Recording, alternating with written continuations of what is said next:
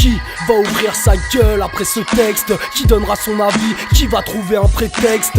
Qui pour aborder le tabou? Une vérité fait moins mal quand elle est dite par un gars qui parle beaucoup. L'envie d'une corde au cou, debout sur un tabouret, tomber sur les rails d'une ligne de TGV, être la victime d'un conducteur trop bourré, prendre la balle perdue qui n'aurait pas dû être tirée. Tirer au clair les événements au moment où la mort obtient son avènement. À ce laps de temps où elle s'impose logiquement, se demander à quoi sert la vie comme un toxanquement. La plupart des gens ne comprendront pas le discours. La vie est un cadeau, voilà ce qu'ils disent tous. Mais pour certains il est empoisonné. Perdre 7 ans car à tort il est emprisonné entre les murs de sa cellule, une seule envie, se flinguer. Tant mieux si toi tu ne penses qu'à te fringuer ou à tes histoires de cul. Mais ose lui dire que la vie vaut la peine d'être vécue. Va dire à un Tutsi qu'un Hutu peut avoir du respect, à un Palestinien qu'après la guerre il y a la paix, à un tétraplégique qu'il a la chance d'être en vie. C'est une évidence, tout le monde n'est pas de ton avis. Non, on ne te demande pas de comprendre.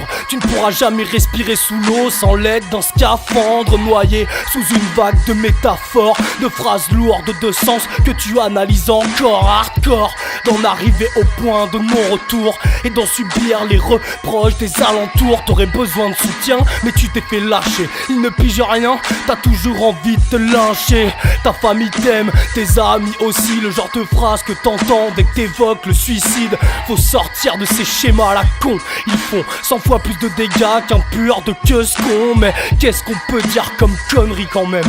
Pour éduquer les autres, faudrait d'abord s'éduquer soi-même. L'important c'est la cause par la conséquence. Comment en est-il arrivé à penser ce qu'il pense? Deux attitudes, lui faire la morale ou passer avec ton ami une journée incroyable. Montre-lui en quoi il est indispensable et pourquoi il ne devrait pas commettre l'impensable. Montre-lui en quoi il est indispensable, pourquoi il ne devrait pas commettre l'impensable. Dans la machine, je balance mon grain de sable.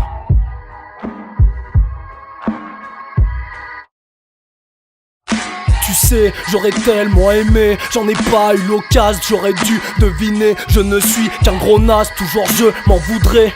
La relation est différente, même si ton acte a échoué. Fallait prendre de la distance, apparemment pour ton bien. Mais je vois les autres autour de toi, donc ne comprends rien. Et là tout s'éclaire, la manœuvre est devenue claire. Tu ne pouvais être un jour de plus le bouclier d'une ogive nucléaire.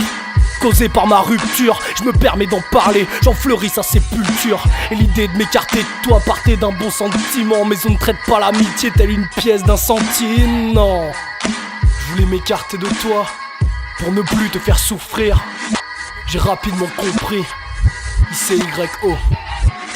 Fusil dans les mains, mauvaise idée dans la tête, un manque de soutien, le faire pour leur bien, tant pis pour ma défaite, je suis un poids pour les miens. Fusil dans les mains, mauvaise idée dans la tête, manque de soutien, pour leur bien, nique ma défaite, je suis un poids pour les miens. Je suis un poids pour les miens. Je suis un poids pour les miens.